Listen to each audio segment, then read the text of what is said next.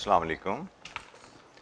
अच्छा जी, हमारी कैपिटल इन्वेस्टमेंट अप्रेजल पे डिस्कशन लास्ट वीक चल रही थी और हमने इन्फ्लेशन, वर्किंग कैपिटल और टैक्सेशन, ये तीन एरियाज़ पे हमने काम किया था, how to deal with these. और आखिरी हमने कुछ इलस्ट्रेशंस टैक्सेशन से रिलेटेड की थी, फिर कुछ टाइम यहाँ पे बचा था तो हमने फ्यूचर वैल्यू ऑफ एन्युटी का छोटा सा कॉन्सेप्ट भी देख लिया था। बट फिलहाल हमारा जो एजेंडा शुरू होना था that was past papers discussion, capital investment appraisal area के पास पेपर डिस्कशन। हमारा एन्युटी का जो हमने छोटा सा फ्यूचर वैल्यू का कॉन्सेप्ट डिस्कस किया था उससे रिलेटेड थोड़ी डिस्कशन हमारी रहती है, लेकिन वो हम ज़रा ये पेपर कर लें तो उसके बाद इंशाअल्लाह उस एरिया को हम कंप्लीट कर लेंगे। कोई सवाल लास्ट लेक्चर से जी? अच्छा जी, पास्ट पेपर्स के क्वेश्चन में हमारे पास काफ़ी लंबी लिस्ट है यहाँ पे, तो वन बाय वन शुरू करते हैं। सबसे पहले हमारे सामने है जी Larkana fabrication limited. Capital investment appraisal पे हम पास्ट पेपर्स में देख चुके हैं कि हमें कंपल्सरली एक क्वेश्चन आता है, और तो इस लिहाज से इस पे हमारे पास काफ़ी ज़्यादा क्वेश्चन, प्रैक्टिस क्वेश्चन अवेलेबल हैं। Starting with question number 1, Larkana limited.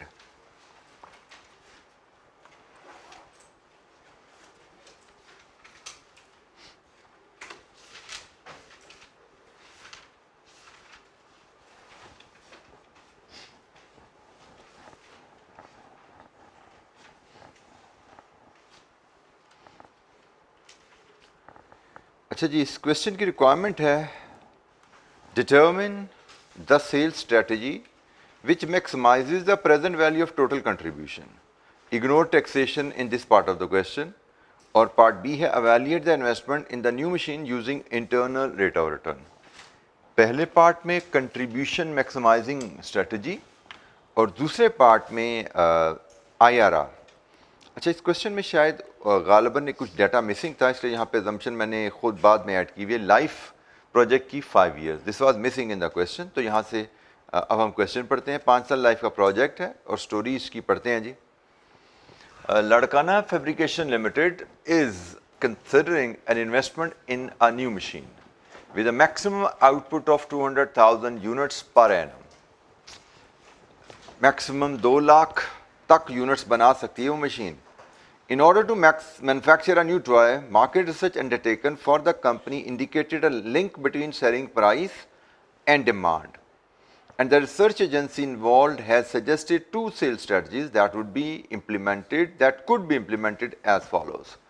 2 possible sales strategy हमारे पास है जी। Strategy 1, 2, selling price in current term। Current term का मतलब real term, ठीक है जी। Current term, today's prices, real term, इन सब का मतलब एक ही होता है, ठीक है। आज के हिसाब से प्राइसेस हैं आपकी स्टडी नंबर 1 में 8 रुपये, स्टडी नंबर 2 में 7 रुपये।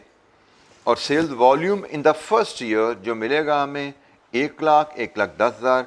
उसके बाद annual increase in sales volume after first year, sales volume में इजाफा सालाना क्या आने वाला है। The services of market research agency have cost 75,000 and this amount has yet to be paid. Laड़काना Fabrication Limited expects economies of scale to reduce the variable cost per unit as the level of production increases. When 1 lakh units are produced in a year, the variable cost per unit is expected to be rupees 3 per unit in current price term.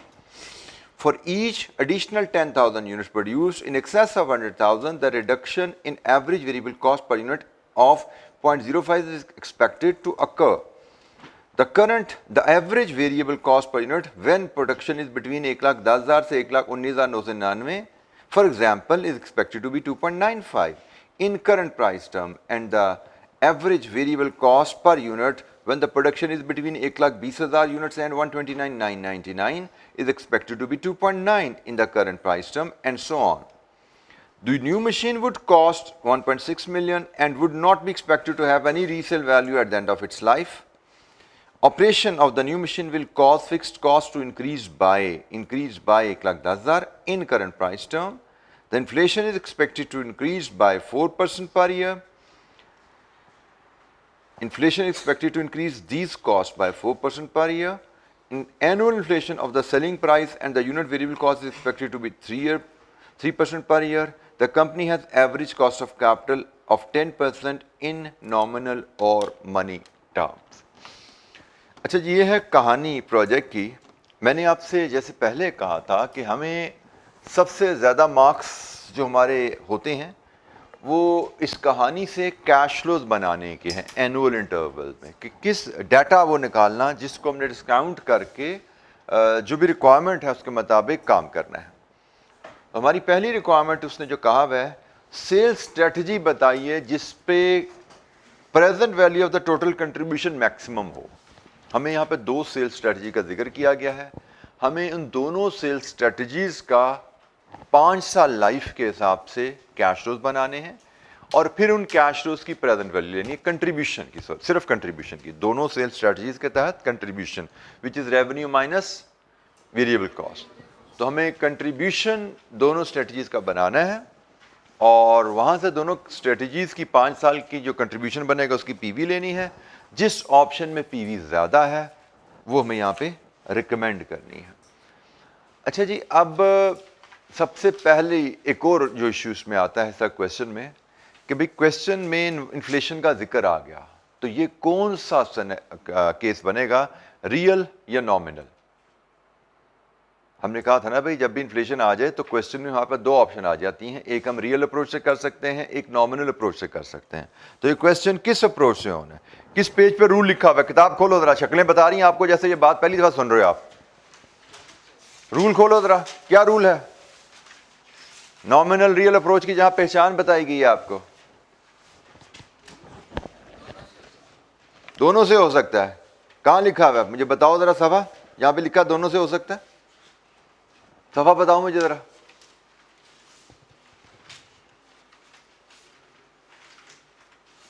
क्योंकि real approach से करने की एक खास condition बताई गई थी आपको। वो क्या कंडीशन है?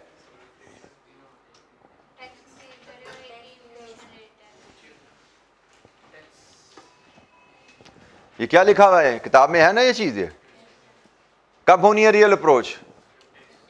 Company is not paying taxes and one inflation. तो ये क्या दोनों कंडीशन इस क्वेश्चन में एग्जिस्ट करती हैं? कितने इन्फ्लेशन रेट है इस क्वेश्चन में? फिक्स्ड कॉस्ट का अलहदा है, प्राइस और वेरिएबल कॉस्ट का अलहदा है। There are two inflation rate in this question. तो बेटा क्वेश्चन पढ़ने को ना, इसलिए किताब पढ़ने को बार बार इसलिए कहा जाता है कि ये चीजें आप याद रखो, ये असूल हैं, ये अंडरलाइन किए गए थे, आपको बताए गए थे भाई इनको याद रखना है। और अगर आपने किताब नहीं पढ़नी फिर सवाल में टकरे मारते रहोगे, सवाल कैसे होना है? तो भाई सवाल असूलों से हल होते हैं, रसूल अगर याद नहीं रखोगे तो सवाल कैसे हल करोगे? और असूल जब तक आप किताब नहीं पढ़ोगे बार बार आपको ज़हन नशीन नहीं होंगे। ये हम डिस्कस करके आए हुए हैं और इस केस में दिस इज द केस, क्योंकि यहाँ पे टैक्सेस तो नहीं है लेकिन दोनों कंडीशन पूरी होना जरूरी है रियल अप्रोच के लिए। इन्फ्लेशन इस क्वेश्चन में एक से ज्यादा है, इसका मतलब we have to go for the real approach, money approach. हमें कैश फ्लोज को इन्फ्लेट करना है और इन्फ्लेटेड कैश फ्लोज की प्रेजेंट वैल्यू लेनी है। अच्छा जी, अब हम स्ट्रेटजी नंबर 1 पे चलते हैं ज़रा, और इसमें हम कंट्रीब्यूशन पर यूनिट में से variable cost per unit less कर प्राइस पर यूनिट में से वेरिएबल कॉस्ट लेस करके कंट्रीब्यूशन पर यूनिट पे आ जाते हैं, और फिर हम उसके बाद डिस्काउंटिंग पे चलते हैं। अच्छा मुझे बताइए, इसमें प्राइस की इन्फ्लेशन और वेरिएबल कॉस्ट की इन्फ्लेशन इज द सेम, ऐसा ही है? प्राइस की इन्फ्लेशन और वेरिएबल कॉस्ट की इन्फ्लेशन सेम। हम पहले पार्ट पे बात करने जा रहे हैं जिसमें हमें कंट्रीब्यूशन की प्रेजेंट वैल्यू मेजर करनी है। 5 साल लाइफ, 5 साल का कंट्रीब्यूशन कैलकुलेट करके हर सेल स्ट्रेटजी के तहत उसकी पीवी लेनी है। और हमने फैसला किया हमें कंट्रीब्यूशन इस क्वेश्चन के लिए नॉमिनल टर्म में मेजर करना है, क्योंकि इस क्वेश्चन में ओवरऑल एक से ज्यादा इन्फ्लेशन रेट्स इन्वॉल्व हैं। हमें नॉमिनल अप्रोच के तहत ये क्वेश्चन हल करना है। नाउ कमिंग बैक हियर, हमने यहाँ पे सीखा हुआ है कि भाई जब हमें प्राइस पर यूनिट दी जाए और वेरिएबल कॉस्ट पर यूनिट दी जाए, इंस्टेड के हम प्राइस को वॉल्यूम से मल्टीप्लाई करके रेवेन्यू बनाएं पहले, फिर वेरिएबल कॉस्ट को वॉल्यूम से मल्टीप्लाई करके वेरिएबल कॉस्ट बनाएं, इंस्टेड हम कंट्रीब्यूशन पर यूनिट को एक ही दफा वॉल्यूम से मल्टीप्लाई करेंगे। This becomes efficient expression. ठीक है, हम एक ही दफा कंट्रीब्यूशन पर यूनिट को कैलकुलेट कर लेंगे और फिर वॉल्यूम से मल्टीप्लाई करेंगे। अच्छा, अब यहाँ पे एक और बात आती है मेरी प्राइस पे इन्फ्लेशन कितनी लग रही है? इन्फ्लेशन तो मैंने लगानी है तमाम कैश फ्लोज पे। मेरी प्राइस पे इन्फ्लेशन कितनी लगनी है? और मेरी वेरिएबल कॉस्ट पे इन्फ्लेशन कितनी लगनी है? तो यहां पे मैं एक और स्मार्ट मूव कर सकता हूं, बजाय से कि मैं पहले 3% इन्फ्लेशन प्राइस पे लगाऊं, फिर 3% इन्फ्लेशन वेरिएबल कॉस्ट पे लगाऊं, मैं कंट्रीब्यूशन निकाल के, नेट कंट्रीब्यूशन निकाल के एक ही दफा इन्फ्लेशन क्यों ना लगा लो? ठीक है, तो हमें ये चीजें सोचनी पड़ेंगी एग्जाम में बैठ के, what is the right way and what is the efficient way, दोनों चीजें सोचनी पड़ेंगी। ठीक है, तो सही तरीका यहां पे नॉमिनल अप्रोच से जाना है, और एफिशिएंट तरीका क्या है कि हम प्राइस को लहदा, वेरिएबल कॉस्ट को इन्फ्लेशन को लहदा ना करें, क्योंकि दोनों का इन्फ्लेशन रेट सेम है। हाँ, यहां पे कहा जाता है ना प्राइस का 3% है, वेरिएबल कॉस्ट का 4 या 2 है, दोनों का लहदा इन्फ्लेशन रेट होता तो हम प्राइस को लहदा इन्फ्लेट करते, वेरिएबल कॉस्ट को लहदा करते। So we have to be careful in reading the question and planning the answer. अच्छा जी, हम क्वेश्चन नंबर पे हैं 1 पे, और हम पहले इसका पार्ट ए देख रहे हैं, और उसमें मैं स्ट्रेटजी 1 की तरफ चलता हूं। स्ट्रेटजी 1, अच्छा जी, जैसे कि हमने बात की, हम 5 साल लाइफ पे इसको वैल्यूएट करेंगे, 1, 2, 3, 4 एंड 5।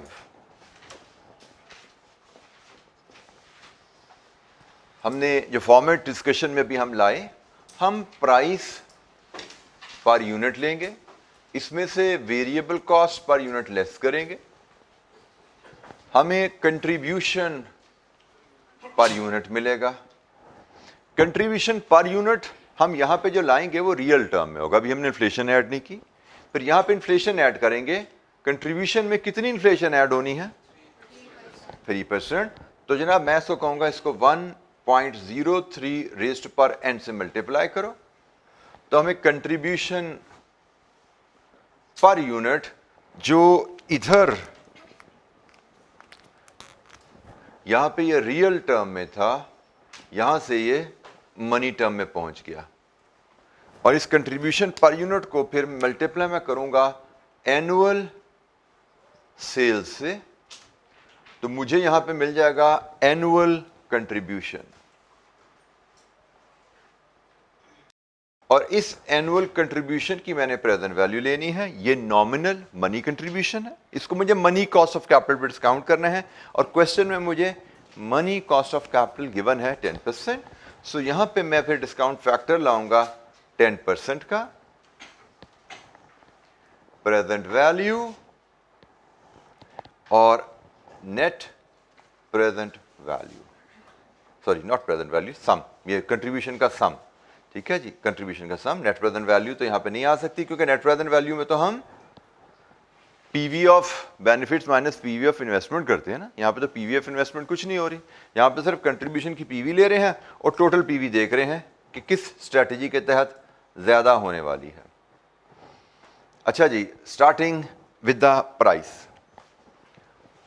हमें बताया गया है स्ट्रेटजी नंबर 1 में प्राइस है 8 रुपए, तो हमने तो अभी रियल प्राइस ही लेनी है ना, तो लेट्स टेक इट 8, हर साल 8 रहेगी, रियल टर्म में तो 8 ही है। और स्ट्रेटजी 1 में वेरिएबल कॉस्ट कितनी है? वेरिएबल कॉस्ट की कहानी इस पैरा में लिखी हुई है, उसने कहा है अगर तो 1 लाख तक बना रहे हो ना, व्हेन 100,000 यूनिट्स आर प्रोड्यूस, तो वेरिएबल कॉस्ट तो 3 रुपए है, लेकिन उसके बाद उसने कहानी बताई हुई है कि हर 10,000 के इजाफे पे 5 पैसे की कमी आ रही है उसमें। इसका मतलब हमें वेरिएबल कॉस्ट पर यूनिट क्या है, उसके लिए पहले वॉल्यूम ले लेना चाहिए, तो हम पहले सेल्स वॉल्यूम की फिगर इधर ले आते हैं। सेल्स वॉल्यूम पहले साल स्ट्रेटजी 1 में 1 लाख है, पहले साल सेल्स वॉल्यूम 1 लाख यूनिट्स है, इसके बाद कितना इजाफा है इसमें? 1 lakh into 1.05 raise to power n, ये मेरी वर्किंग है इसकी। ठीक है जी, पहले साल का 1 लाख, इसके बाद 1,05,000, 1,10,000, 250, नेक्स्ट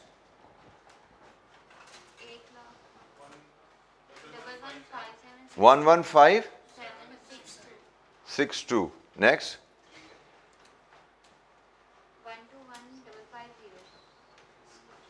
ये हमारा सालाना सेल्स वॉल्यूम है। मैं इसको इस तरह बताऊं या मैं ऐसे लिख दूं 5% per annum growth. This is good enough. मुझे इसकी लिहाजा से कैलकुलेशन दिखाने की जरूरत नहीं है। I should know the mathematics, I should know how to handle data on the calculator. मुझे बताया गया है पहले साल सेल 1 लाख है, उसके बाद सेल में 5% सालाना इजाफा है स्ट्रेटजी 1 के तहत। मैं इस स्ट्रेटजी पे चल रहा हूँ जी। मैं प्राइस अगर 8 रुपये रखूँ तो पहले साल सेल 1 लाख, उसके बाद 5% सालाना इजाफा। ठीक हो गया जी। ये मेरे पास एनुअल सेल्स आ गई। अब हम वेरिएबल कॉस्ट पे आते हैं। हमें बताया गया है कि अगर हम 1 लाख यूनिट्स बना रहे हैं तो हमारी वेरिएबल कॉस्ट कितनी है? 3।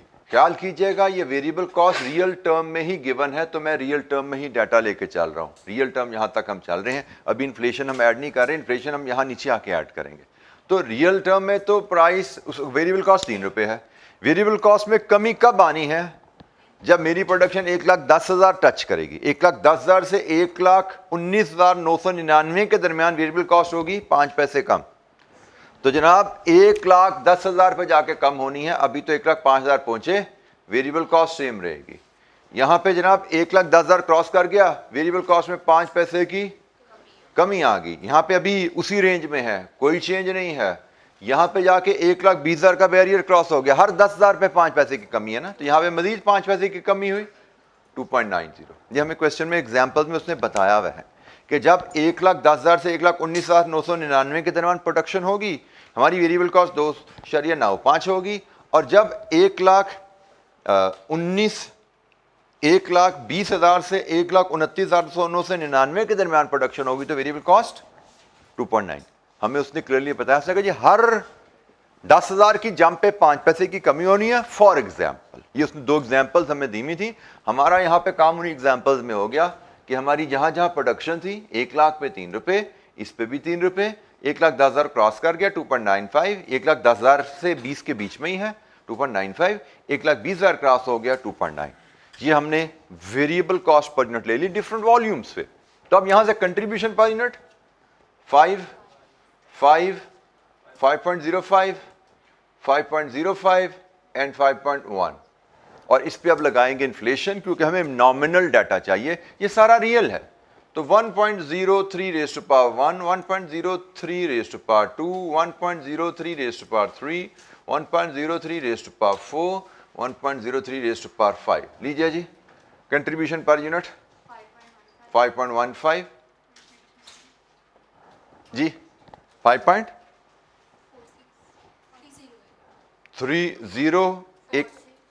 अब यहां पे बेटा ये देख लीजिए बदल गया real value. Real value has change, be careful. 5.05 into 1.03 raise to power 3,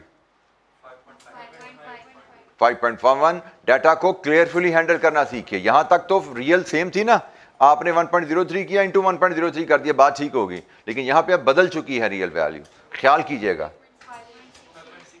5.68। Last one हम यहां पे फिर रियल वैल्यू बदल गई है 5.91 जी। एनी क्वेश्चन, किसी स्टूडेंट को कोई दिक्कत?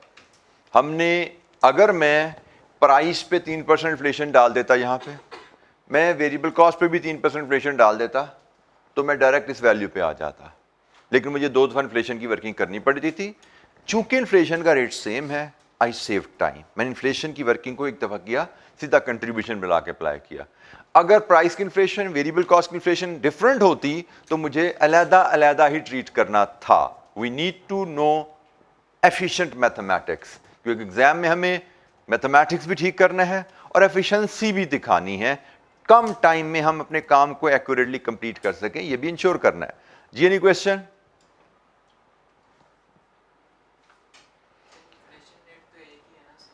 जी बेटा, इस क्वेश्चन में, इस पार्ट में सेम है, बट आपने सिर्फ ये पार्ट नहीं करना, आपने क्वेश्चन बी भी करना है। आपने क्वेश्चन बी भी करना है। अच्छा, अगर चलो ये भी देख लो, इन्फ्लेशन रेट हम कहते हैं फॉर द टाइम बिंग इस पार्ट के लिए तो 1 है, बट इस पार्ट के लिए मुझे फिर डिस्काउंट रेट क्या चाहिए था? अगर मैं रियल कैश फ्लो लेता तो डिस्काउंट रेट क्या चाहिए था भाई? पूरा नॉलेज दिखाना। अब क्या चाहिए था? 2 लगाऊंगा तो ये मैं अगर कैश फ्लो रियल हो तो डिस्काउंट रेट क्या होगा? नॉमिनल होगा क्या? ये क्या है? तो कैश फ्लो अगर रियल ले लेते तो नॉमिनल रियल रेट कहां पे है? That is not available. ठीक है, बट अपार्ट फ्रॉम दैट इस क्वेश्चन में इन्फ्लेशन रेट एक से ज्यादा है। जिस क्वेश्चन में इन्फ्लेशन रेट एक से ज्यादा हो जाए, you have to go for the nominal approach, no question asked. Nominal approach से ही क्वेश्चन होना है, और नॉमिनल अप्रोच का मतलब कैश फ्लोज को इन्फ्लेट करेंगे आप, और इन्फ्लेटेड कैश फ्लोज को नॉमिनल कॉस्ट ऑफ कैपिटल पे डिस्काउंट करेंगे। जी जनाब, एनी क्वेश्चन? एनुअल कंट्रीब्यूशन बनाइए जी, यहां से फिर मल्टीप्लाई करके 5,15,000। नेक्स्ट 556,500। नेक्स्ट 607,478 657528 718365। लीजिए जी 61। लीजिए जी 10% का फैक्टर लाइए, कंट्रीब्यूशन की पीवी लीजिए, सम बताइए मुझे। इस टोटल कंट्रीब्यूशन की पीवी बताइए, 5 साल के कंट्रीब्यूशन की पीवी क्या बनती है? फटाफट 10% का डिस्काउंट फैक्टर लाइए और कंप्लीट कीजिए इस पार्ट को।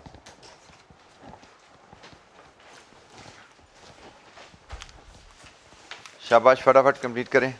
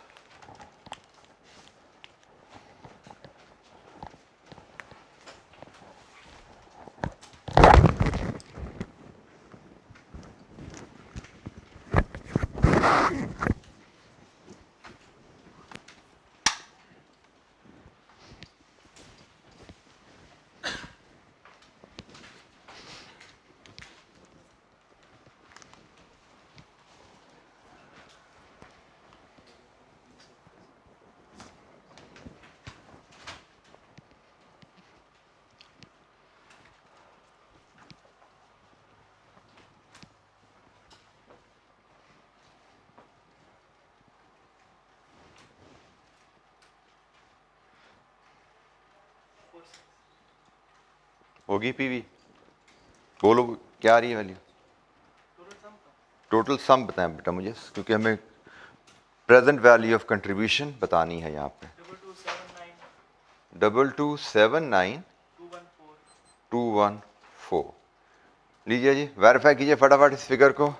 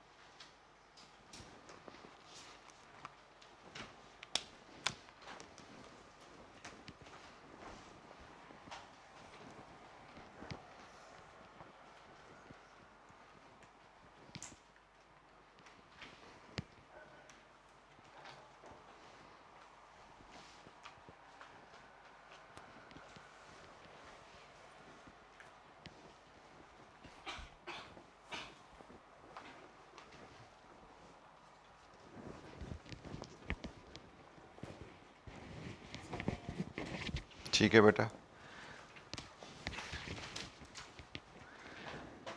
अच्छा, स्ट्रेटजी 1 की कंट्रीब्यूशन की पीवी हमारी रिक्वायरमेंट थी, determine the sales strategy which maximizes the present value of total contribution ये हमारा एनुअल कंट्रीब्यूशन, ये एनुअल कंट्रीब्यूशन की पीवी और फिर टोटल कंट्रीब्यूशन की पीवी। हमें दोनों स्ट्रेटजीज में टोटल कंट्रीब्यूशन की पीवी लेनी है, आना है किस स्ट्रेटजी के तहत टोटल कंट्रीब्यूशन की पीवी मैक्सिमम है। स्ट्रेटजी 1 के तहत टोटल कंट्रीब्यूशन की पीवी आ गई। अब हमें सिमिलर वर्किंग स्ट्रेटजी 2 के लिए करनी है। सिमिलर वर्किंग स्ट्रेटजी 2 के लिए हम करेंगे, तो मैं डिस्क्रिप्शन का कॉलम वही यूज कर रहा हूं, लेकिन आगे डाटा 5 सालों में यहां पे नया आएगा। स्ट्रेटजी 2 के लिहाज से डिस्क्रिप्शन वही है, डाटा नया होगा। तो डाटा फीड करने के लिए ज़रा तो जो लाइएगा यहाँ पे, क्योंकि यहाँ पे थोड़ा सा अगेन मैथमेटिक्स में आपकी कमांड बेहतर चाहिए। रीडिंग अच्छे अंदाज में स्टेटमेंट को पढ़ के नंबर्स बनाना बहुत ज़रूरी है। अच्छा जी, स्ट्रेटेजी 2 में हमारी प्राइस क्या रहेगी? 7 रुपये। रियल डाटा है, उसी अंदाज में चल रहे हैं, 7 रुपये रहेगी। स्ट्रेटेजी 2 में हम पहले साल कितने यूनिट्स बेचेंगे? हम यूनिट्स ले आए, क्योंकि वेरिएबल कॉस्ट का ताल्लुक यूनिट से है। तो जनाब हम पहले साल में स्ट्रेटेजी 2 में यूनिट्स बेचेंगे 1,10,000, और इसके बाद इनमें सालाना इजाफा कितना आएगा? 15% पर एनम ग्रोथ आनी है इनमें। ठीक है जी, तो into 1.15 second year 126,500 into 1.15 145,475 into 1.15 29 into 1.15। अच्छा, यहां पे हमारा एनुअल वॉल्यूम आ गया। अगर हम स्ट्रेटेजी 2 को फॉलो करें, हमारा एनुअल वॉल्यूम क्या रहेगा? इसमें एक पॉइंट मैं आपको सिर्फ तवज्जो दिलाने के, सिखाने के लिए इस क्वेश्चन से बता दूं। इस क्वेश्चन में उसने जो पहला जुमला लिखा उसमें बताया है जो इस प्रोजेक्ट की फिजिबिलिटी हम कर रहे हैं उसकी मैक्सिमम आउटपुट कितनी है? 2 लाख। तो जो सुन लिएगा, ये जुमले की रेलेवेंस इस क्वेश्चन में हो सकती थी। अगर लेट्स अज्यूम अगर हम छठा साल भी लेते तो छठे साल में 1.15 करोड़ सेल कहां पे जा रही होती? 2 लाख से ऊपर। लेकिन हमारी कैपेसिटी तो 2 लाख की है ना। अगर हमें यहां पे कहा जाता है प्रोजेक्ट की लाइफ 6 साल है, तो छठे साल में आपकी सेल 2 लाख से ऊपर नहीं जा सकती, क्योंकि कैपेसिटी 2 लाख की है। तो बेशक इंटू 1.1 करके 2 लाख 25 बने 30 बने, आप छठे साल की सेल 2 लाख लिखोगे, 7वें साल की भी 2 लाख रखोगे, 2 लाख से ज्यादा आप बेच नहीं सकते। सो प्रोडक्शन कैपेसिटी से ज्यादा आपका सेल वॉल्यूम नहीं हो सकता। तो क्वेश्चन में अगर आपको किसी प्रोजेक्ट की प्रोडक्शन कैपेसिटी दी गई है तो आपको ख्याल रखना है कि फिर किसी भी साल आपका सेल वॉल्यूम प्रोडक्शन कैपेसिटी से ऊपर नहीं जाएगा। स्पेशली इन दिस केस हमें कहा गया भाई ये मशीन 2 लाख कैपेसिटी की है।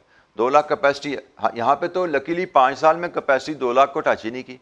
लेकिन फॉर एग्जांपल यहाँ पे भी 2 लाख 2,000 आ रहा होता तो हम यहाँ पे 2 लाख लिखते। 2 लाख 2,000 नहीं लिख सकते, क्योंकि हम 2 लाख ही बेच सकते हैं, उससे ज़्यादा बेच ही नहीं सकते। सो क्वेश्चन को ध्यान से पढ़ना है और हर इंफॉर्मेशन की इंप्लीकेशन आपके जहन में आनी चाहिए। मैक्सिमम कैपेसिटी प्रोडक्शन की अगर दी जाए, इसकी इंप्लीकेशन है कि your sales under no circumstances can exceed that maximum capacity. यहाँ पे उसकी इंप्लीकेशन नहीं है, लेकिन आगे किसी सवाल में हमें मिलेगी, बी वेयर। अच्छा जी, अब आइए वेरिएबल कॉस्ट के। तो मुझे बताइए, जब हम 1,10,000 यूनिट्स बेचेंगे तो मेरी वेरिएबल कॉस्ट क्या होगी? क्वेश्चन में क्लियरली बताया गया है 1,10,000 से 1,19,999 तक कॉस्ट रहती है 2.95, और 1,20,000 से 1,29,299 पे कॉस्ट रहती है 2.9। हर 10,000 की जंप पे 5 पैसे की ब्रेक है ना। तो जनाब यहां से यहां तक तो 20,000 की जंप लग गई, ऐसा ही है। एक 26 से एक 30s में गए, 130 से 40s में चले गए तो 2.8। यहां से यहां तक फिर 20,000 की जंप लग गई 2.7। यहां से यहां तक 70s 80s 90s 3 जंप्स लग गई। जो पैटर्न उसने बताया उसी के मुताबिक उसने कहा जी हर 10,000 की जंप पे 5 पैसे की कमी है। तो पहला तो प्रोडक्शन 1,10,000 है, इस पे तो कॉस्ट आई 2.95। यहां से यहां एक 10,000 की जंप है, 10 से 20s में चले गए आप 2.9।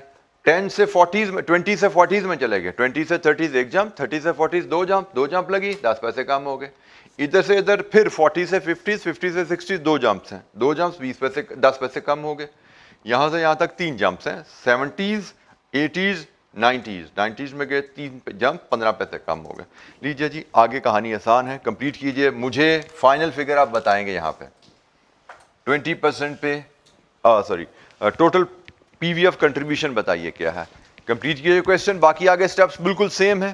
कंट्रीब्यूशन पर यूनिट लेंगे रियल टर्म में, इन्फ्लेशन लगाएंगे वही 3% का, कंट्रीब्यूशन आ जाएगा मनी टर्म में, फिर यूनिट से मल्टीप्लाई करेंगे एनुअल कंट्रीब्यूशन और एनुअल कंट्रीब्यूशन की पीवी। क्या बस कंप्लीट करें कैलकुलेशन और बताइए स्ट्रेटेजी 2 के कंट्रीब्यूशन की पीवी क्या आती है।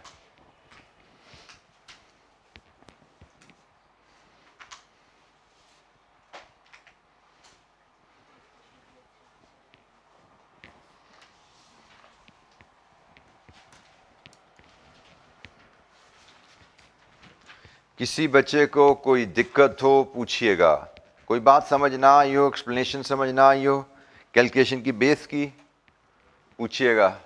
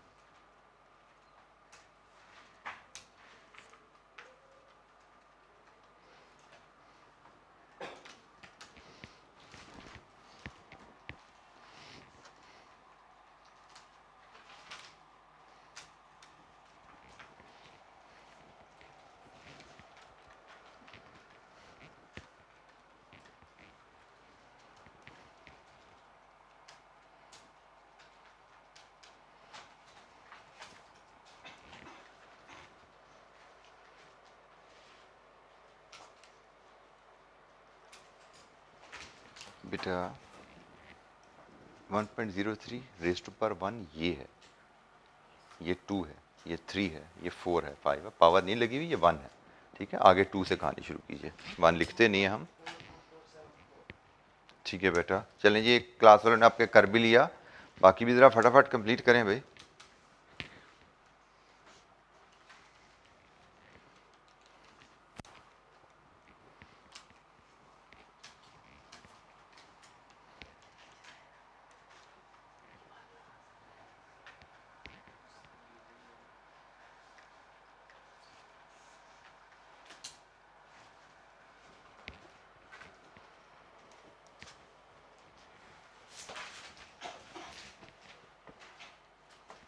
हो गया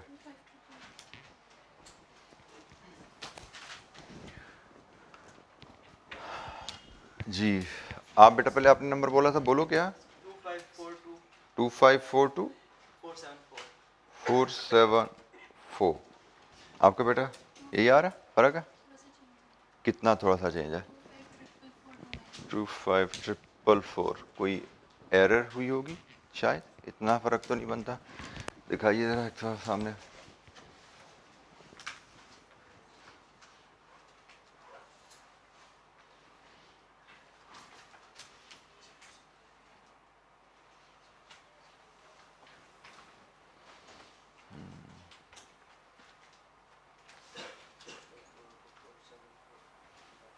अच्छा,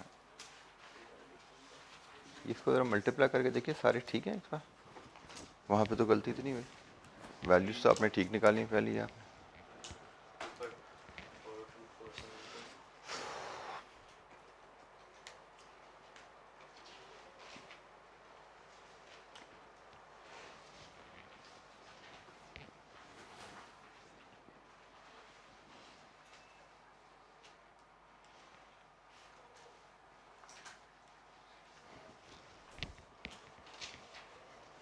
आपने बेटा ये बहन कंट्रीब्यूशन आपने ना सिंगल डेसिमल पे लिख दिया, ये हम 2 डेसिमल लेते हैं, सिंगल डेसिमल राउंड ऑफ किया से ज़्यादा फ़र्क पड़ गया आपका। जैसे आपने ये फिगर जो लिखी है ये क्या आ रही है, करें ज़रा 4.05 इंटू 1.03।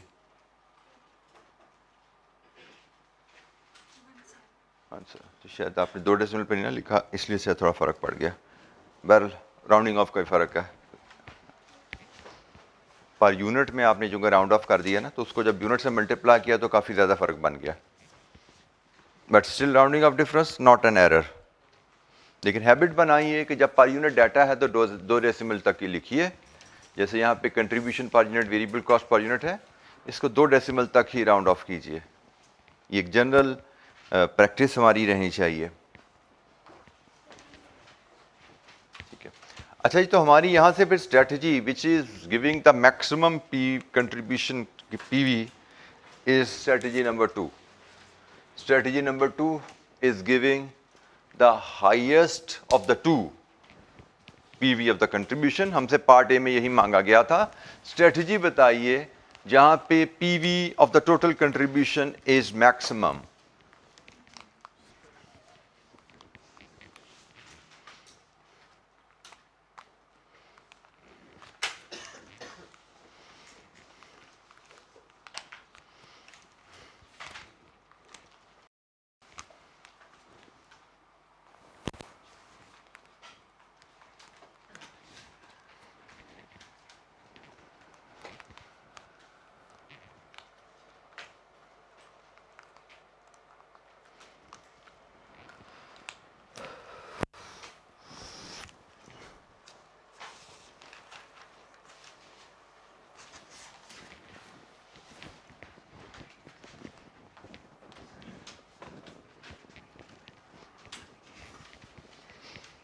हो गया जी पार्ट ए सबका। फटाफट कंप्लीट करें कैलकुलेशन, कुछ बच्चों की भी कैलकुलेशन रुकी हुई है, फटाफट कंप्लीट करें ज़रा। और कोई दिक्कत है तो पूछिए, क्योंकि जितनी कैलकुलेशंस आपके हाथ से गुजरेंगी उतनी आपकी स्पीड एक्यूरेसी बेहतर होगी और आपको अपने एरर्स जो कॉमनली होते हैं उनसे बचने में आप बेहतरी करेंगे।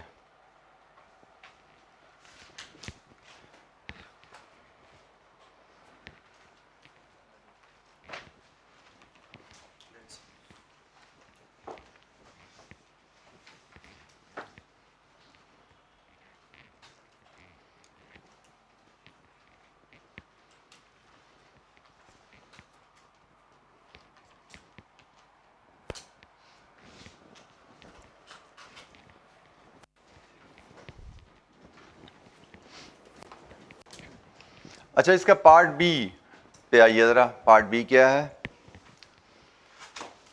Evaluate the investment in new machine using IRR। अब हमें IRR से इन्वेस्टमेंट को एवेल्युएट करना है। जब हम IRR की तरफ जाते हैं तो फिर हमें पूरे प्रोजेक्ट के कैश फ्लो देने हैं, स्टार्टिंग विद इनिशियल इन्वेस्टमेंट। ठीक है, और अब हमारे कैश फ्लोज जो आएंगे, पहली बात बीच में कोई और जिक्र भी आ रहा था कैश कॉस्ट का, ये इज इट रेलेवेंट? क्या ये कॉस्ट हमारी प्रोजेक्ट फिजिबिलिटी में आएगी? This is sunk cost. The services of a market search agency have cost. ये हमें खर्चा हो चुका है, रिसर्च हम सर्वे कर चुके हैं, पेमेंट बेशक नहीं की, बट इस पेमेंट का ताल्लुक हमारे प्रोजेक्ट करने या करने से नहीं है। मतलब हम प्रोजेक्ट करें यस या नो, फिजिबल है या नहीं है, we have to make this payment, so this is irrelevant cost.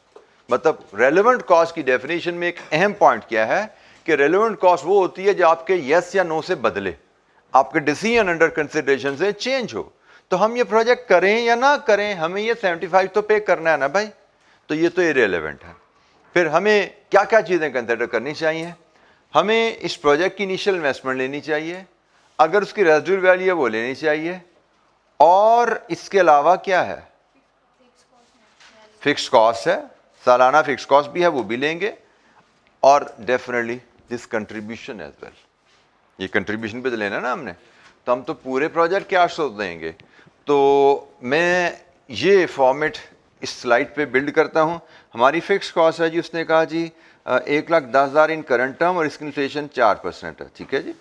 तो और इनिशियल इन्वेस्टमेंट के बारे में है जी 16 लाख, और रेजिडुअल वैल्यू इसकी है नहीं, टैक्सेस तो इस पार्ट में भी इन्वॉल्व नहीं है। तो हमारा जो कैश फ्लो दिखेगा वो कुछ ऐसे दिखेगा।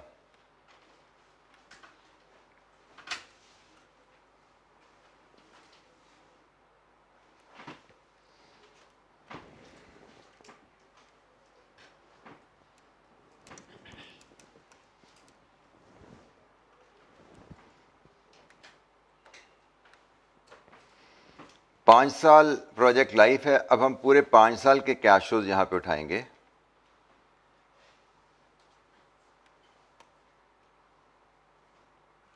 वन टू, जीरो से शुरू होकर बल्कि 0, 1, 2, 3, 4 एंड 5।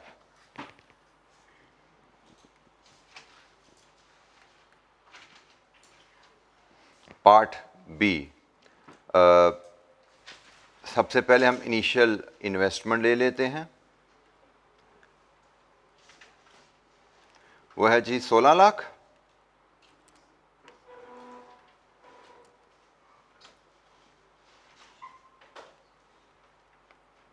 फिर हम रेजिडुअल वैल्यूज की है नहीं, नेट। फिर हम एनुअल कंट्रीब्यूशन ले लेते हैं। एनुअल कंट्रीब्यूशन आपने स्ट्रेटजी 2 में कैलकुलेट किया हुआ है। स्ट्रेटजी 2 में आपने एनुअल कंट्रीब्यूशन यहाँ पे कैलकुलेट किया। मुझे फिगर बोलेंगे आप, ये फिगर्स जो आपकी लिखी हुई हैं, ये फिगर्स बताइए क्या है जी? 458700 550275 7730 809713 2738। लीजिए जी, इनिशियल इन्वेस्टमेंट हमारी क्या है, एनुअल कंट्रीब्यूशन हमारा क्या है, और इसी में से हम लेस कर देते हैं अपनी annual fixed cost. Annual fixed cost, और एनुअल फिक्स्ड कॉस्ट की वर्किंग मैं यहीं पे नीचे शो करूं। मेरी एनुअल फिक्स्ड कॉस्ट होगी 1,10,000 into 1.04 raise to power n। तो जनाब पहले साल की fix cost 1,10,000 into 1.04, 114400। Another 1.04, simply 1.04 से मल्टीप्लाई करते जाए, क्योंकि अब रियल कॉस्ट तो चेंज नहीं हो रही। 118976। अनदर 1.04, 123735। Another 1.04, another 1.04, 133832। लीजिए जी, अब यहां से आप नेट प्रोजेक्ट कैश फ्लोज लेंगे, फिर इन पे डिस्काउंट फैक्टर वही 10% का लगाएंगे, यहां पे प्रेजेंट वैल्यू, और फिर इनका जब सम लेंगे तो वो नेट प्रेजेंट वैल्यू बनेगी आपकी।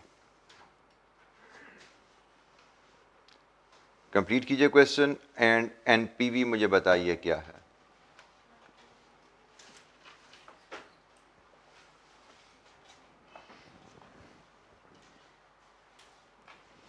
एनपीवी कैलकुलेट करके बताइए।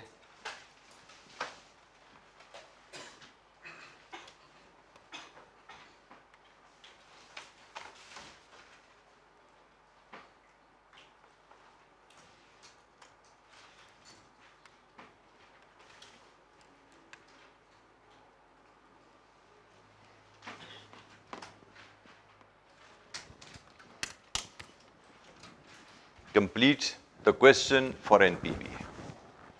और किसी बच्चे को कोई वर्किंग की लॉजिक रैशनल समझ ना आए पूछिएगा, क्योंकि मकसद यहाँ पे अगेन चीज़ों को सीखना है, कॉपी पेस्ट करना नहीं है कि बोर्ड पे जो सोल्यूशन आ गया उसको कॉपी पेस्ट कर लिया। हर वर्किंग की लॉजिक किस असूल के तहत हो रही है ये सीखना है। जो चीज़ें हम पीछे चैप्टर में पढ़ के आए हैं, अब उन्हीं प्रिंसिपल्स की एप्लीकेशन यहाँ पे कर रहे हैं भैया हम।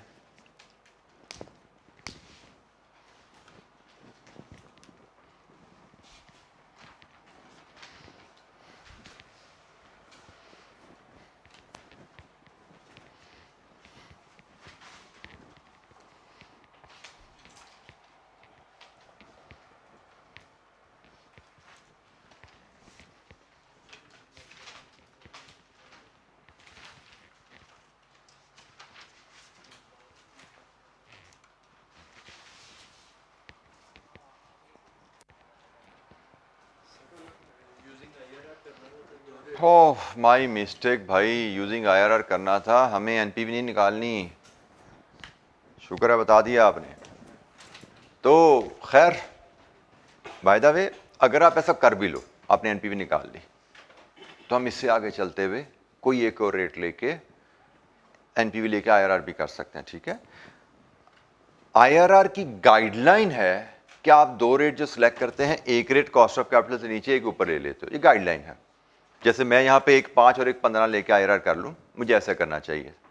लेकिन अगर मैंने गलती से 10% कर लिया, जैसे जेन में ही नहीं आया कि आईआरआर करना था, एनपीवी कर दी, तो मतलब ये नहीं कि मेरा काम ज़ाया हो गया। तो कोई बात नहीं, मैं दूसरा रेट 20% ले लूँगा, ठीक है। कोई से दो रेट लेना ज़रूरी है। Even any one of those rates could be cost of capital, वो गलत नहीं होगा, ठीक है। तो अगर आपने 10% कर भी लिया तो कोई बात नहीं, हम 10 से ही चलते हैं। हम कहते हैं दूसरा रेट हम 20% ले लेंगे, दूसरा रेट हम 20% ले लेंगे,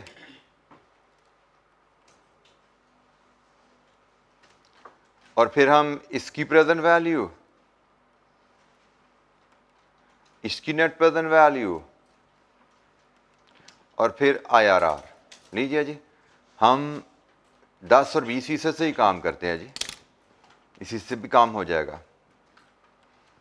बट अब कमेंट हम करेंगे फाइनल आईआरआर पे आके, हम एनपीवी पे कमेंट नहीं करेंगे। पहले तो हम एनपीवी मेथड होता था ना, कैश शोज को कॉस्ट ऑफ कैपिटल डिस्काउंट करो, एनपीवी आ गई पॉजिटिव है तो एक्सेप्ट, नेगेटिव है तो रिजेक्ट। यहाँ पे हम कमेंट नहीं करेंगे, कमेंट हम इस पे आगे करेंगे, प्रोजेक्ट फिजिबल है या नहीं है, if we are asked to comment at all. हमें आईआरआर कैलकुलेट करने को कहा या फिजिबिलिटी चेक करने को कहा? Evaluate the investment, feasibility, evaluate the investment. IRR के इस्तेमाल से बताइए प्रोजेक्ट फिजिबल है या नहीं। तो जनाब हम आईआरआर पहले कैलकुलेट करेंगे, फिर हम बताएंगे प्रोजेक्ट फिजिबल है या नहीं। पहुंचिए आईआरआर पे। 10% की एनपीवी जब हो जाए तो मुझे बताइएगा।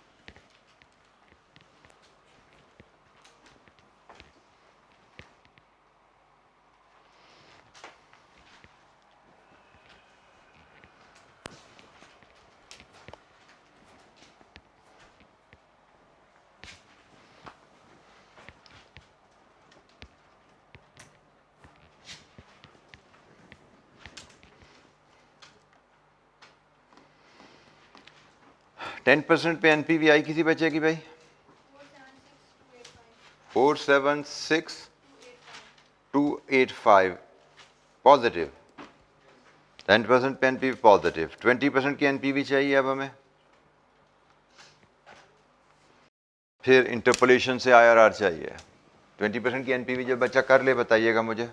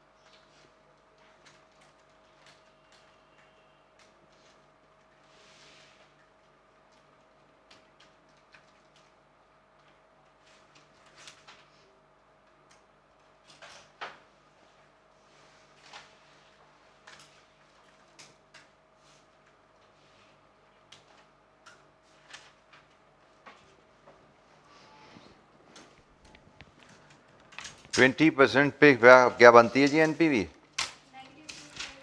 नेगेटिव 25367। वेरीफाई कीजिए और इसके बाद इंटरपोलेशन से आईआरआर बताइए। 10 पे कुछ और है? 10 पे ओके।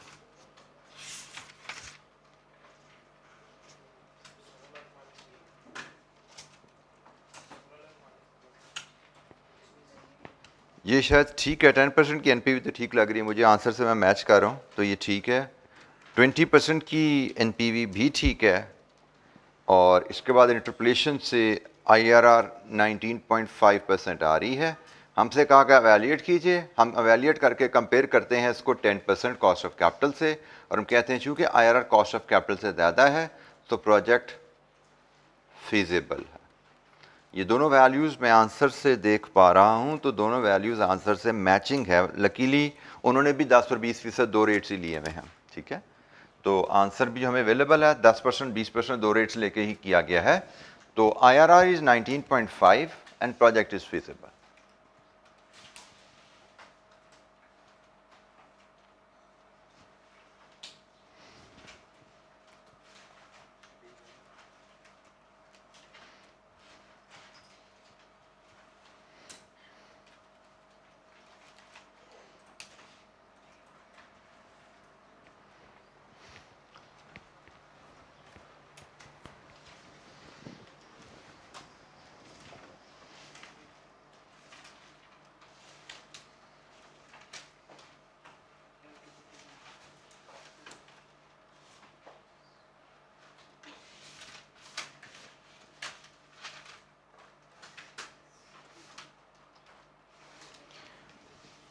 अगर इस क्वेश्चन में मुझे सिर्फ कहा जाता ना एवेल्यूएट द प्रोजेक्ट तो मेरा आंसर यहीं पे खत्म हो जाना था, ऐसा ही है ना। क्योंकि एवेल्यूएट द प्रोजेक्ट कहा जाता तो मैं एनपीवी का टूल सेलेक्ट करता और एनपीवी का टूल सेलेक्ट करता तो कॉस्ट ऑफ कैपिटल पे डिस्काउंट किया, NPV positive, project is feasible. मेरा क्वेश्चन यहीं पे खत्म हो जाता अगर सिर्फ होता एवेल्यूएट द प्रोजेक्ट। लेकिन उसने कहा evaluate the project using IRR, तो मुझे फिर आगे चलना पड़ा, दो रेट्स पे एनपीवी और इंटरपोलेशन दिखा के फिर आईआरआर देनी पड़ी। क्योंकि डेफिनेटली यहाँ पे आईआरआर की कैलकुलेशन के लहदा से मार्क्स हैं। अगर मैं काम यहाँ पे छोड़ता तो मेरे को 3-4 नंबर, आखिरी 2-3 नंबर जरूर छूट जाते।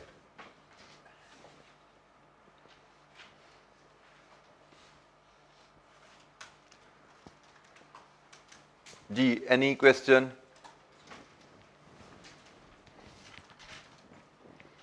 किसी बच्चे को कोई दिक्कत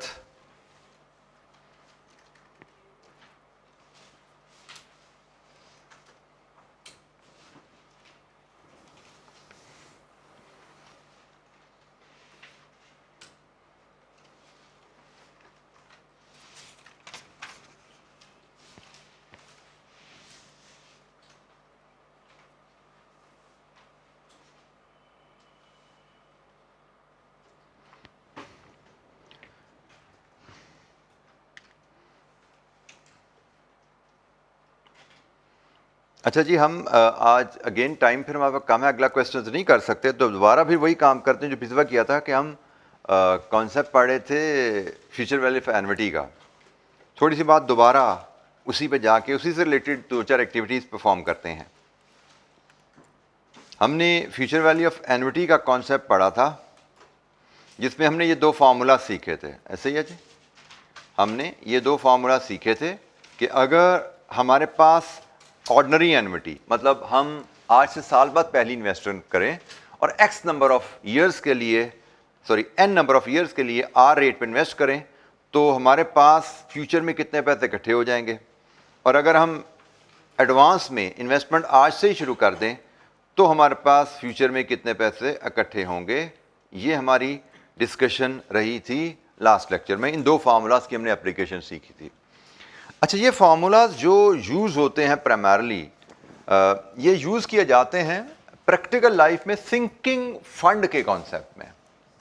फ्यूचर वैल्यू ऑफ एन्युटी का कॉन्सेप्ट यूज़ किया जाता है सिंकिंग फंड के कॉन्सेप्ट में। What is a sinking fund? Do we have an introduction of this terminology?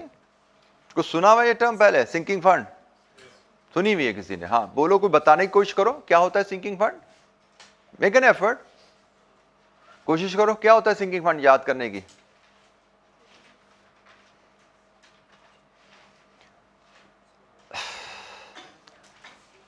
जब किसी ऑर्गेनाइजेशन की फ्यूचर में कोई मेजर फंड्स की नीड होती है, जैसे आपने एक फैक्ट्री शुरू की, अब वो फैक्ट्री के जो एसेट्स हैं, से प्लांट एंड मशीनरी है, कैन यू थिंक के they will continue to be use forever? Of course no. हर एसेट की एक लाइफ होगी, प्लांट एंड मशीनरी के डिफरेंट कंपोनेंट्स की एक लाइफ होगी। लेट्स अज्यूम आपका प्लांट की लाइफ 10 साल है एंड यू नो कि 10 साल बाद हमें उसको रिप्लेस करना है, पुराना निकालना है, नया खरीदना पड़ेगा। और नए खरीदने के लिए उस वक्त हमें 20 करोड़ चाहिए होंगे। आपको आज पता लग गया कि आज से 10 साल बाद जब हम प्लांट रिप्लेस करने निकलेंगे ना, हमें 20 करोड़ चाहिए होगा। सिंकिंग फंड का कॉन्सेप्ट है कि भाई 10 साल बाद 20 करोड़ इकट्ठे कहीं से नहीं आएंगे। आपको हर साल जो थोड़ा थोड़ा पैसा बचा के ना, हर साल कांस्टेंट अमाउंट इन्वेस्ट करते जाओ, और इन्वेस्टमेंट ऐसे करो सालाना कि 10 साल में आपकी रिक्वायर्ड फंड पूरे हो जाए। This concept is called sinking fund, कि एक आपने अकाउंट क्रिएट कर दिया इन्वेस्टमेंट का, जिसमें आप रेगुलरली एक फिक्स अमाउंट डालते जाते हो, इन्वेस्ट करते जाते हो, और टारगेट है कि पीरियड के एंड पे हमारे रिक्वायर्ड फंड उस अकाउंट में इकट्ठे हो जाएं। अब यहाँ पे वही एन्युटी की फ्यूचर वैल्यू का कॉन्सेप्ट यूज करो कि भाई अगर हम हर साल 1 करोड़ बैंक में डालें और बैंक हमें 10% सालाना उस पर रिटर्न दे, तो 10 सालों में कितने पैसे इकट्ठे हो जाएंगे? क्या हमारी जरूरत पूरी हो जाती है जो 20 करोड़ की थी या नहीं? So this is the sinking fund का कॉन्सेप्ट। वही formula future value of annuity का सिंकिंग फंड कॉन्सेप्ट में हम अप्लाई करते हैं। जैसे हम 1-2 एक्टिविटीज देखते हैं। किताब में ही हमारे पास एक्टिविटीज हैं, पेज नंबर 28 पे। पेज 28 पे हमारे पास एक्टिविटीज हैं। उन एक्टिविटीज पे हम सिंकिंग फंड का कॉन्सेप्ट अप्लाई करते हैं।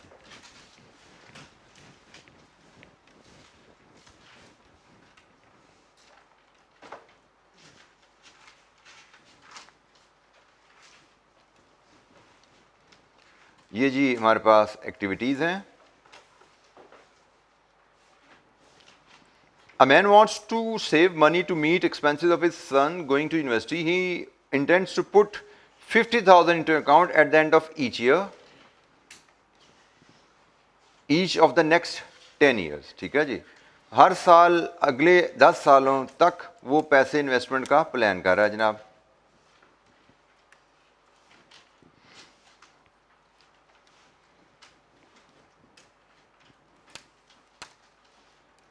एक मिनट जी,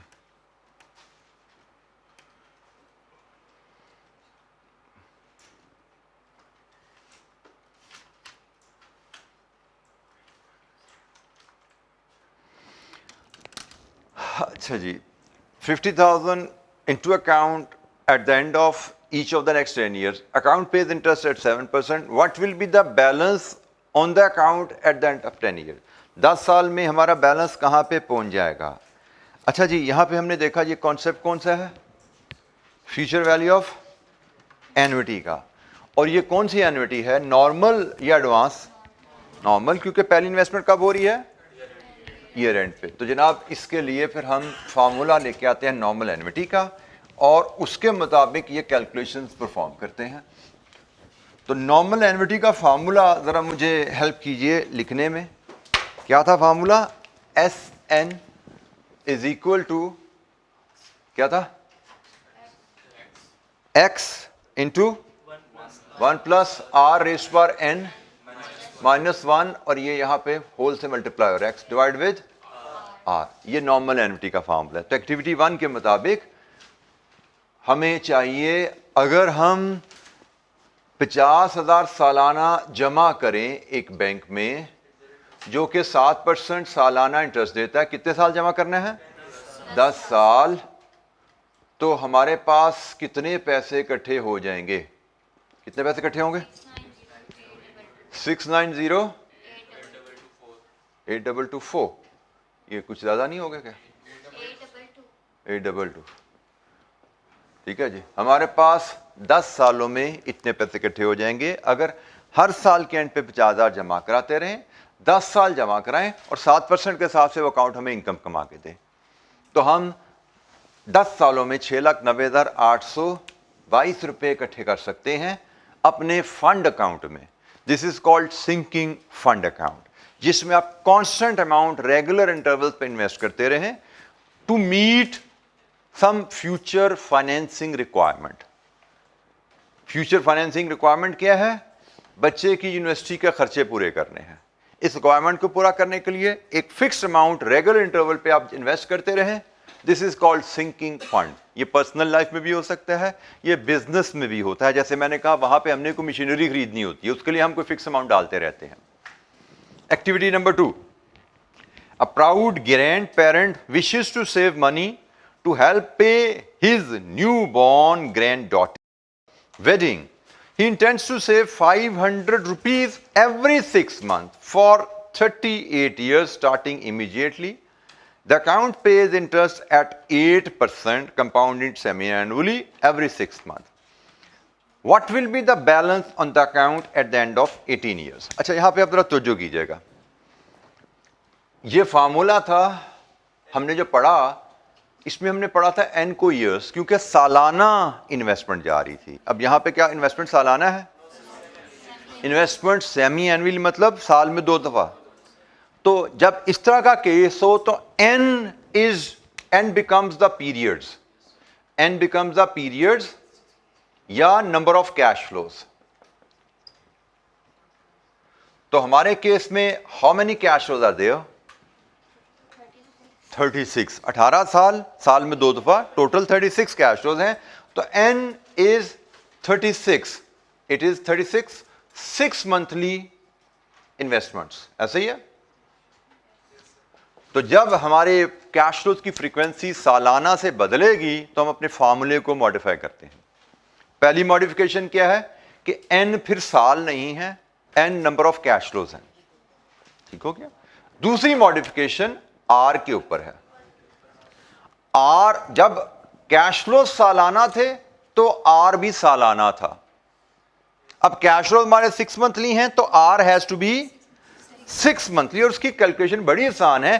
सालाना 8% है तो 6 मंथली के लिए 2 से डिवाइड कर दो फॉर 6 मंथ्स। ठीक हो गया जी।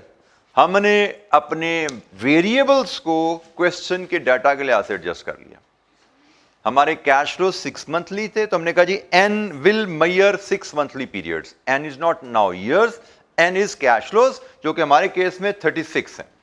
दूसरा आर, चूंकि कैश फ्लो 6 मंथली है तो R has to correspond the cash flows period.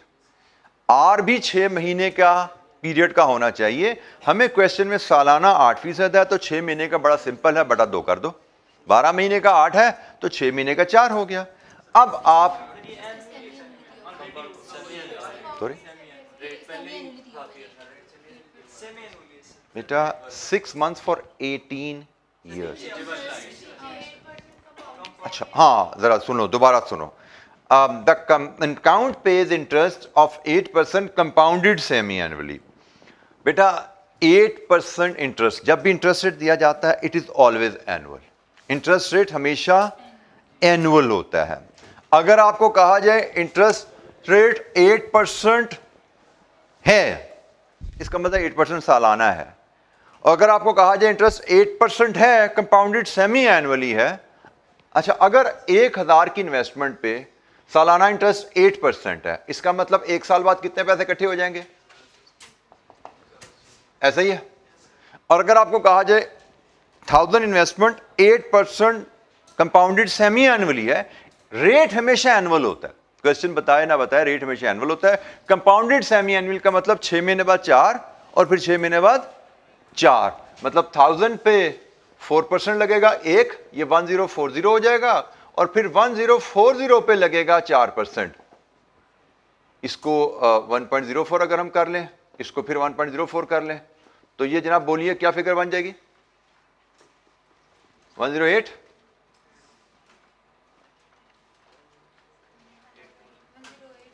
8.2. ठीक है जी. तो ये कहानी ऐसे है. Rates are always annual. Compounded semi annual का मतलब उसके 2 हिस्से करोगे, एक हिस्सा 6 महीने बाद, दूसरा हिस्सा 6 महीने बाद, ऐसे मिलेगा. ठीक है. Rates are always annual. Banks जब भी रेट कोट करते हैं वो एनुअल रेट है. कंपाउंडेड सेमी एनुअल का मतलब आधा 6 महीने बाद, बाकी आधा 6 महीने बाद. कंपाउंडेड क्वार्टरली का मतलब 1/4 मिलेगा हर क्वार्टर पे. Rates are always annual. ठीक है. तो यहां पे भी रेट्स एनुअल है. कंपाउंडेड सेमी एनुअल का मतलब हर 6 महीने बाद 4% मिलना है. ठीक है. तो हमने रेट को भी अपने कैश फ्लो की फ्रीक्वेंसी से हिसाब से एडजस्ट किया. अब अगेन फार्मूला तो यही लगना है. तो इंस्टॉलमेंट को 1000 कर दे तो कंपाउंडेड सेमी एनुअली भाई आपको हर इंस्टॉलमेंट पे इंटरेस्ट मिलना शुरू हो जाएगा. जब पे करोगे आप तो गलत हो जाएगा वो. अगर आप इंस्टॉलमेंट को एनुअली करोगे गलत हो जाएगा. You will be calculating interest wrongly. You will be skipping some interest payments. तो यहां पे जनाब हमारी इन 500 की पेमेंट है. रेट हो गया 4% का, एन हो गया 36. लीजिए बताइए कितने पैसे इकट्ठे हो जाएंगे? Starting immediately, my mistake, 1.04 starting immediately जी. उसका सिर्फ ये एडजस्टमेंट चाहिए होती है हमें.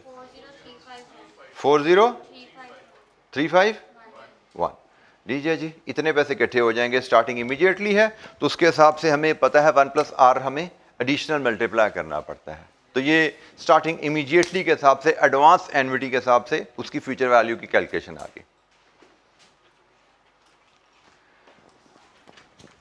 अच्छा जी, एक्टिविटी नंबर 3 एंड शायद 4 भी है, नहीं 3 है बस. ये एक्टिविटी आपकी होम असाइनमेंट है, इसको देख के आइएगा. बाकी कल इंशाअल्लाह हम दोबारा पास्ट पेपर क्वेश्चन पे अपनी डिस्कशन जारी रखेंगे.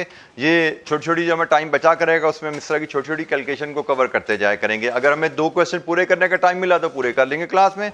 जैसे आज हमें पूरे का टाइम नहीं मिला, 10 मिनट बचे थे, तो 10 मिनट में हमने ये छोटी सी एक्टिविटी जो पिछले लेक्चर में थोड़ी सी की थी उसको भी साथ साथ लेके चलते जा रहे हैं. तो ये भी साथ रिवाइज कर लीजिएगा. एक्टिविटी 3 आपकी क्लास असाइनमेंट है. बाकी इंशाअल्लाह कल मिलेंगे तो डिस्कशन को आगे लेके चलेंगे. Thank you. अस्सलाम